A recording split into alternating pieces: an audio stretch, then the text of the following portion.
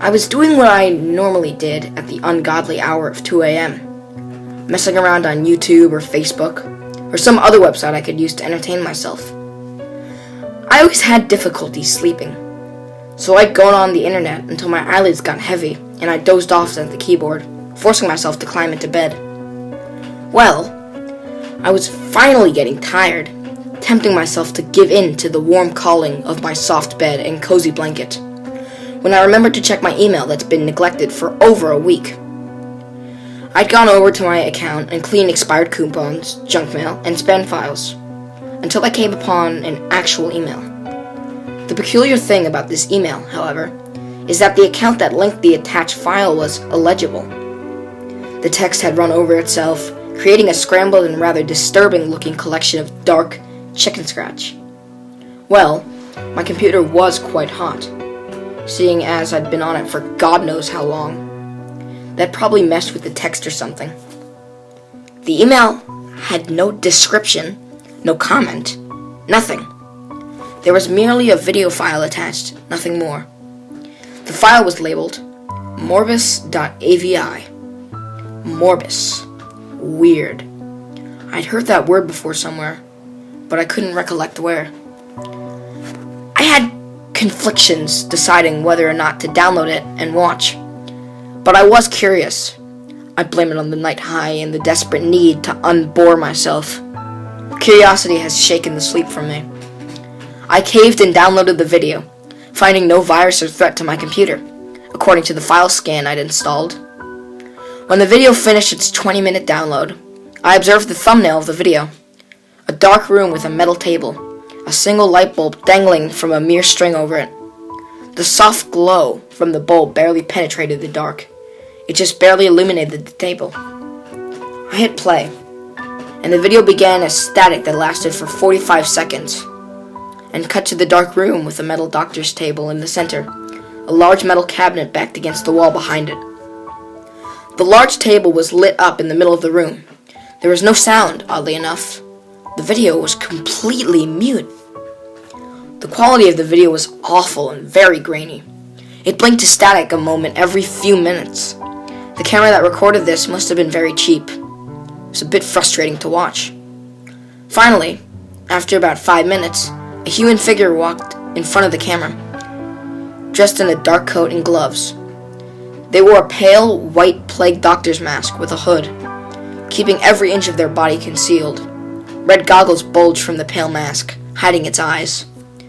The disturbing thing about it was its towering height. It was so tall. It'd have to have been at least 7, maybe 8 feet at least. Its arms were chillingly long, their fingers like notched, bony skins. The person motioned for something behind the camera, croaking their scraggly finger at something I couldn't see. 2 other doctors, much smaller than the other doctor, dressed in similar garb, came into view, carrying something on a stretcher. There was a large white sheet draped over what looked to be a body. This was getting weird. What the hell was this? I furrowed my eyebrows and continued to watch, my skin prickling ever so slightly. The figures placed the sheet-covered figure on the table and whipped it off, revealing a man strapped to the gurney. He looked terrified, his eyes wild and filled with fear. A leather scrap was belted across his mouth, keeping him from screaming out. His forehead glistened with sweat and his chest heaved. I felt my stomach lurch. I hoped to God this was some sick bit of a horror movie, and that none of this was real. I had enough. Pausing the video and shutting the laptop. I didn't like horror movies, and I didn't like scary things.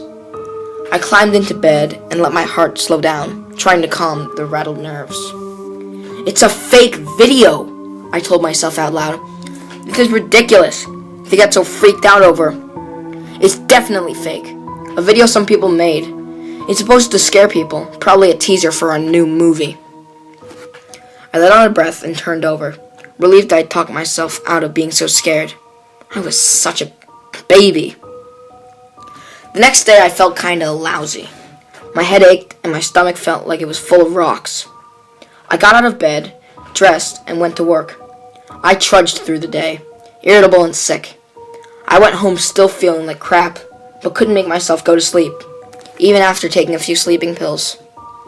Since I obviously wouldn't be sleeping anytime soon, I sat in my chair and switched on the computer. I messed around online, playing some video games and listening to music. It took my mind of my aching stomach. Taking a sip of water I'd gotten from the kitchen for another pill, I remembered the video from the other night.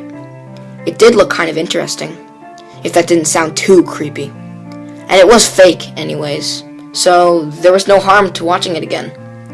I opened the file, and it was back to where I'd left off. The man was strapped to the table, the figure in the mask hovering over him. I hit play again and started to watch the rest of the video. The man was lying on the table, struggling against his bonds.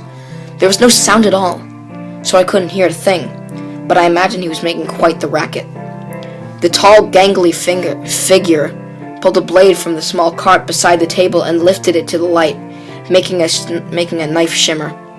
The man on the table began to cry, shaking his head wildly, his face red.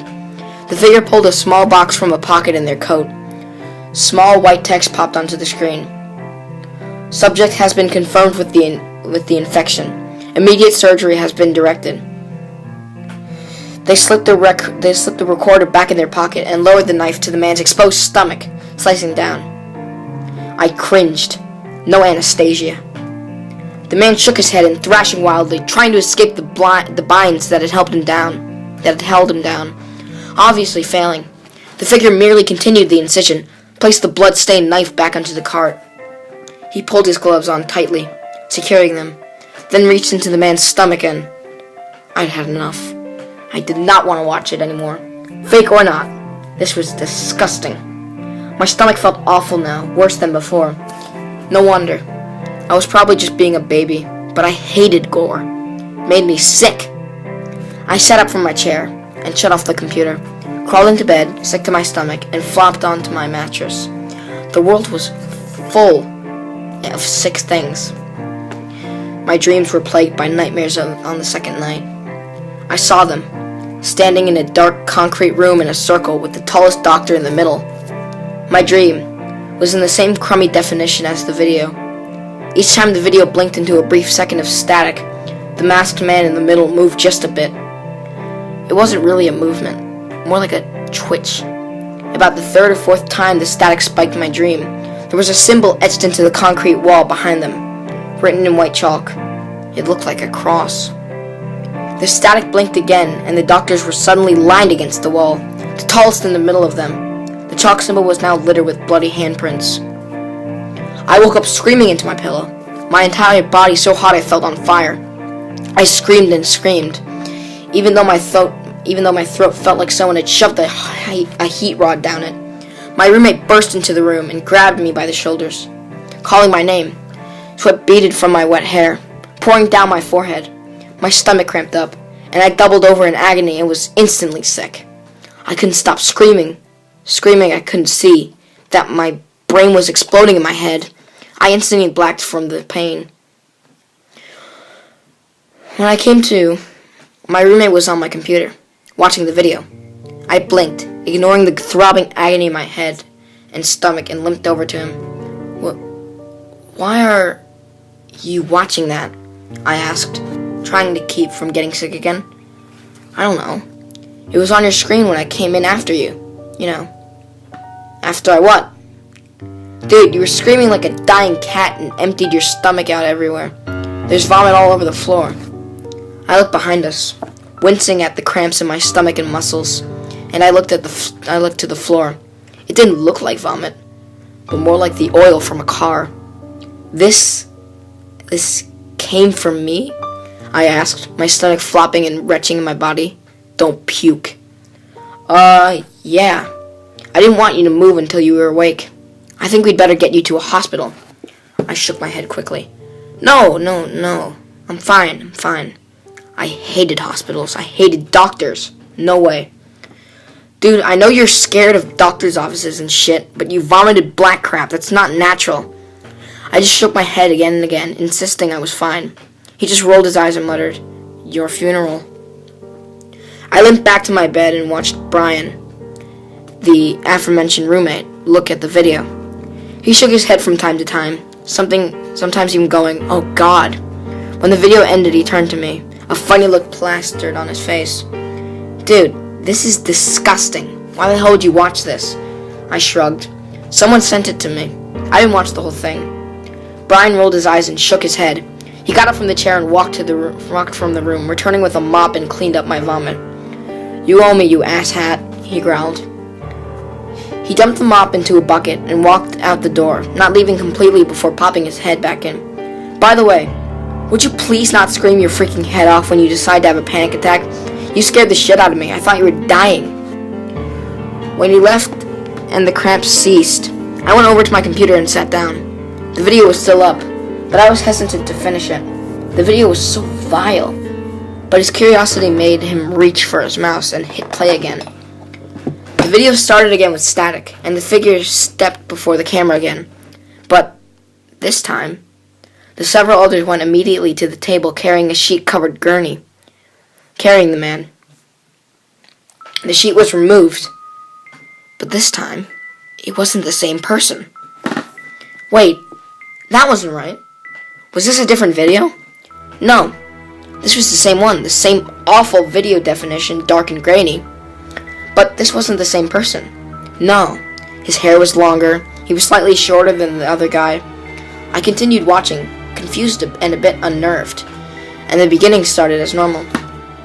The beaked figure slipped a recording device from his coat in a familiar situation and muttered into the box. White text popped up onto the screen. "Subject has been confirmed with the infection. Immediate surgery has been directed." The first doctor cut into the stomach, but then reached into his stomach and began removing his small intestine. Thick black goo dripped from the organs instead of blood. There was no sound to the video, but I like to believe the man would have been screaming loudly as he looked in excruciating agony. This wasn't right. What happened to the other man? Why was this different? I looked at the time bar at the bottom. 30 seconds in. No other footage behind this clip.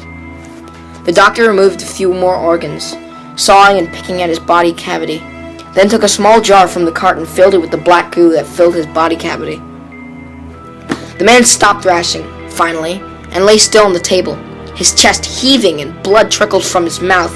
He said something. What exactly, I didn't know. No text came to the screen. The doctor set the jar in the cart and motioned behind the camera. The several other doctors ran over and rested beside the gurney. The man shook his head, eyes lit up with terror. The doctors ignored him, then brought a cloth from one of their pockets and wrapped it over his eyes. They took the strap from his mouth and jammed something in it and rebound his jaws. He must have been screaming too loud. They exited and the main doctor brought a jagged-edged blade from the cart. The last 5 minutes was of the doctors tearing out the rest of the man's entrails, stomach, liver, heart, and prying his teeth from his mouth and placing them in a dish jar, then leaving the man on the table to bleed out and die. I shuddered, my spine shivering. The hell was this? That's disgusting, even for a horror movie. My throat tightened, and I shut my computer. God, I didn't understand. What made my heart hurt about this video? Surely I'd seen something worse than this in theaters. I couldn't remember, but something about the video made my stomach churn. I went downstairs to get a glass of water, my head throbbing again. As I filled the cup in the sink, my arm tightened. My stomach flipped. It felt as though someone had socked me in the gut, and I doubled over, grabbing the sink to keep from collapsing. I choked and gasped, feeling a pain rip into my stomach and chest. My ribs tightened and I felt my jaw clench. I was instantly sick, vomit burning my throat as it forced its way up and out of my mouth, burning from my lips. I hacked loudly, dark goo spurting from my mouth. I stood hunched over the sink, trembling like a leaf for at least 10 minutes, crying and dry heaving. When I opened my eyes, my chest heaving and my lungs gasping for sweet air, I looked into the mess. A horrible taste flooded into my mouth, like rotted food and spoiled milk. My heart leapt in my chest. A shudder ran up my spine. Thick black goo stuck to the metal sides of the sink and clogged the drain. What was that? That wasn't natural. What's happening to me? I gasped. placing a hand to my soaked forehead. I tried to catch my breath, my chest still heaving, my mind overflowing with painful thoughts. Was I dying? God, please no. There's so much I hadn't done yet. So much to do. The agony was unbearable.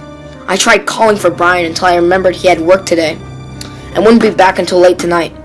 I was alone in our house, shaking and vomiting black fluid and possibly rotting from the inside. I was too exhausted to look for my phone and call a doctor. Everything hurt, almost like someone had shoved my muscles into a meat grinder. I was in so much pain, blinding white pain.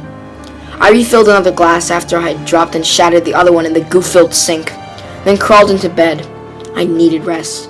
I needed to get some sleep. I wasn't thinking right. Wasn't processing things right. I pulled the sheets over my head, flopping down on my side. My stomach rattled in my body, twisting and flopping around. Part of me wouldn't mind dying. At least, I wouldn't be forced to suffer through this. Despite the throbbing in my head, I settled into an extremely uneasy sleep. Once again, the doctors invaded my sleep. They stood around me, binding my wrist to the cold steel table, the light that dropped from the ceiling gleaming in my eyes. They dripped with dark oil-like liquid, like they were constructed of it. It leaked from beneath their masks, dribbling onto the floor, onto me as they towered over me. Whispers and hisses filled my ears, like a room full of hushed arguments. I couldn't scream out, couldn't call for help. The beaked figures surrounded me, scalpels and blades clutched in their dripping gloved fingers. I could feel them cutting into my flesh, the cold metal of their instruments biting into my skin. They ripped and tore into me with different saws and blades, black goop dripping from my wounds instead of blood. The pain was unbearable, blinding. As they cut into me like a science class dissecting a frog, I felt a sensation of being watched, eyes boring into me as I watched myself being opened up and shredded from the inside. I slowly turned my head. There were so many people lining the walls, their chests and stomach gouged open, their intestines coated in black grim and uncoiled onto the floor. Their eyes glazed over and blank. Some hung from the walls, others lay limp on the floor. They watched the doctors crowd me, tools in their hands. My mind was reeling in terror. I screamed at me to do something, say something, but I couldn't. The man from the second video sat against the wall, blood dripping from his mouth. He lifted his pale face to look at me, and he merely smiled. Blood caked in his toothless gums. He grinned and stared up at me with his milky eyes, then merely uttered one thing. "Don't let the doctor find you." I woke up sobbing, my heart slamming against my chest like a steam hammer. I felt my skin was on fire, and I couldn't cease my shaking. What was happening to me? What was wrong with me? My stomach felt as though someone had repeatedly smashed their fist into it. I could barely move, could barely even groan. I checked the time, 10:57 p.m., Thursday. I'd slept for 5 days. 5 fucking days. I cringed as I tried to get up, my entire body throbbing and pulsating. I'd never in my life felt so much pain, never felt so sick. "Brian?" I groaned, not moving from my bed. No answer. "Brian?" Silence. I slowly rolled from my bed, clinging to the sheets as I stood. I needed my phone. I needed to call him and get to a hospital. My entire body was being washed over with agony. As my feet touched the carpet, my stomach lurched. I threw up all over the floor, black fluid spurting from my throat. Oh God, I was dying. I'm dying. I was going to be in the newspaper, found on my floor, rotted from the inside out. The thoughts just made everything worse, and they forced me into a dry, heaving panic attack. I pulled my phone from my nightstand and dialed 911, then listened to it ring. Once, twice, 3 times. Suddenly, a loud burst of static erupted from the speakers in my phone. I cried out and dropped it, holding my hand to the now throbbing ear. The static still screamed out from it, even though I'd practically thrown it across the room. What the fuck was going on? I left my room and hobbled to Brian's room. His bed was empty. I ran my hand over the mattress. Cold. He hadn't slept in it. The sheets were messy and thrown back. Unusual for Brian, seeing as the guy was a total neat freak. Black liquid ran from my lips and down my chin. I choked on it, heaving and shaking until I vomited all over Brian's clean carpet. I felt so weak. Where was he? I needed to sit down. I sat on Brian's bed, my head in my hands. I couldn't drive to the hospital myself. I could barely walk, let alone operate a car and drive 40 miles to the nearest hospital. As I drowned myself in guilty, frightened thoughts, I heard a ringing break the silence from Brian's bedstand.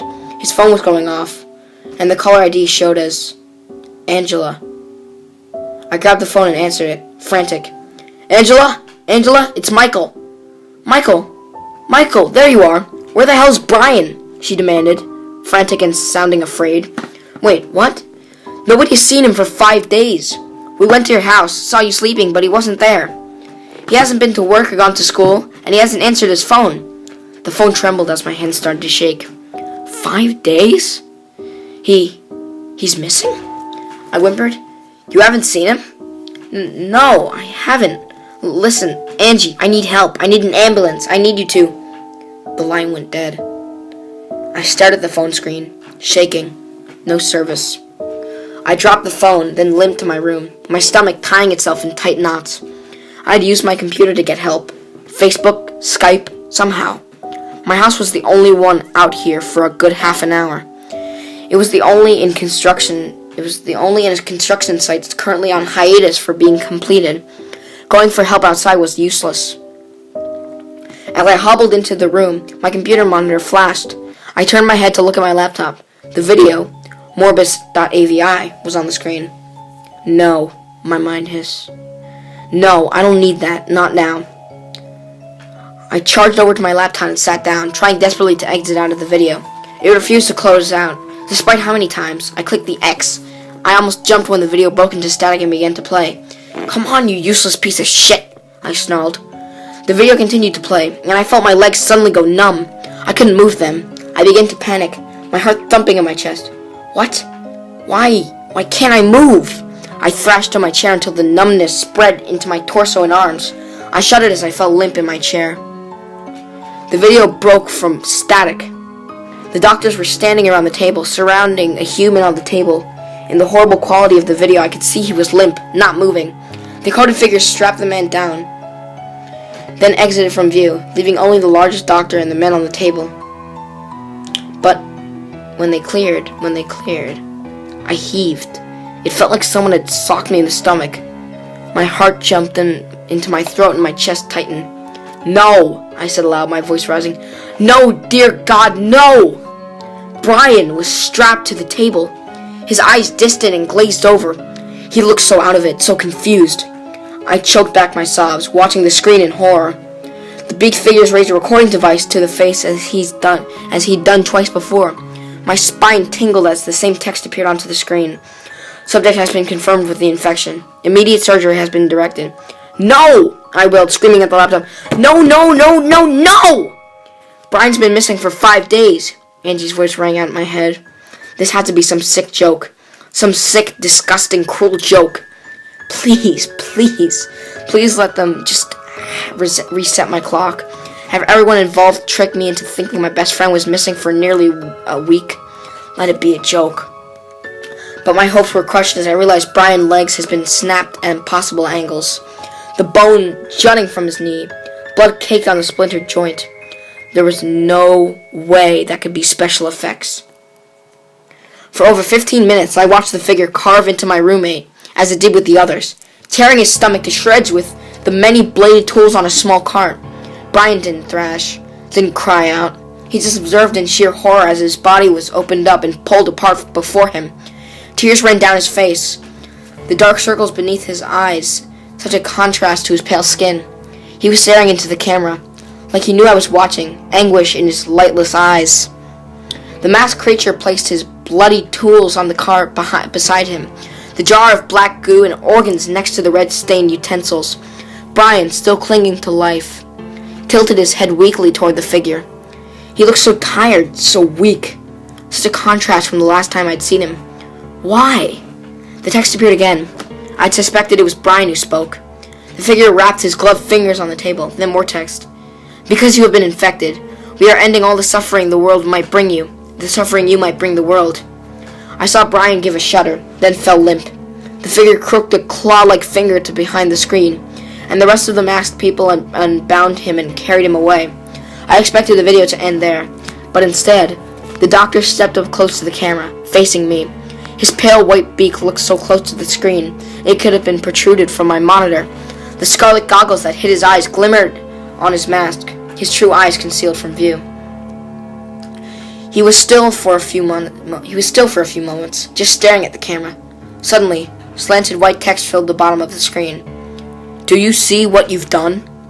The screen blinked into static, and my laptop went black. I buried my head in my arms, agony raking my body. I felt tears sting my eyes and stream down my cheeks.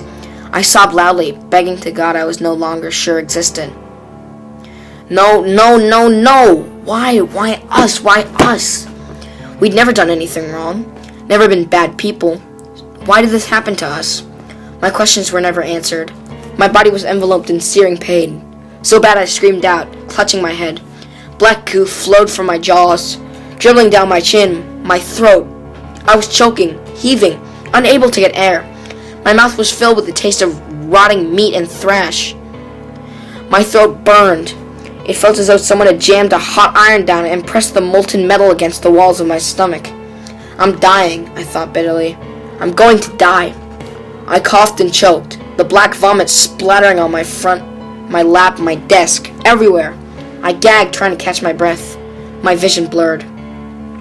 I felt so distant and lightheaded. My body began to shut down. I gave a massive shudder, then drum in my head, not ceasing its beat against my skull. I felt myself slip away into unconsciousness, and soon, darkness had me in its grip. When I awoke, I was met with the bitter, salty taste of leather in my mouth. I was bound to a cold steel table, my sight blinded by a bright light above me. The rest of the room was pitch black, so dark that I couldn't see past 2 feet ahead or to the side of me. Ignoring the agony that rolled through my body in waves, I tried to understand my situation. Reality slapped me in the face, and I was engulfed in cold truth as I started at the blinking red light of a very old-looking camera not too far from the table I was held to. I screamed despite the binds clenched between my teeth. Tears trickled from my eyes, which I instantly jammed shut so I couldn't see the horrific scene before me. I shook my head and thrashed in my bonds, trying to escape, to try to get away. I was held fast to the cold metal table. My struggles were rendered useless. When I opened my eyes, still clouded by dizziness and sickness, I saw them. 5 of them, their pale beaks pointed down at my face. I sobbed, my muffled voice bouncing through the nearly empty room. My throat burned as I pleaded through the leather scrap. Dark fluid dribbling past my muscle. The tallest one waved the others away, then returned to my side, lifting a metal scalpel in a gloved hand. I felt death threaten to wrap its icy hands around my throat as I ran through my situation. This wasn't a dream, an awful nightmare. I wouldn't wake up in hot sweat, my heart slamming against my chest in relief. No, it was real. I stared up at the hooded doctor, staring daggers at him through my tears. It was as he turned his beak down towards me that I understood. Finally, I understood now. Morbus, the name of the file, a word I learned in a forged language class, the Latin name for disease. The beaks had been familiar to me, and now I remembered, taken back to history class in high school. The masks plague doctors wore during the Black Death disease that hit Europe. From what I remembered about plague doctors were that they were second-rate medical doctors that weren't qualified for a true medical profession. They were used in 1348 during the Black Death epidemic. Most of them would die from the exposure. The cross of my dreams, the same exact cross that would be painted on the door of the house that held the contaminated, the dying. The words the doctor spoke came back to me, the slanted white text littering the bottom of the screen. Subject has been confirmed with the infection. Immediate surgery has been directed. I realized it. I understood it perfectly now. I'd been so ill, so gut-wrenchingly sick that I couldn't think clearly. But I got it now. We were infected. We were infected by the disease that rotted us from the inside. The video infected me, and now the doctors had too. Take care of me. They were ending the suffering the world may cause me, the suffering I would cause the world. That's why I felt so bad about the video, the awful feelings it gave me, because it was real. The plague doctor that stood before me snapped at his gloves. still clutching the scalpel. Then, he pulled a recording device from his pocket. The dead, hollow voice rattled through my head. It was such a disgusting voice. A voice broken with disease and age. Subject has been confirmed with the infection. Immediate surgery has been directed.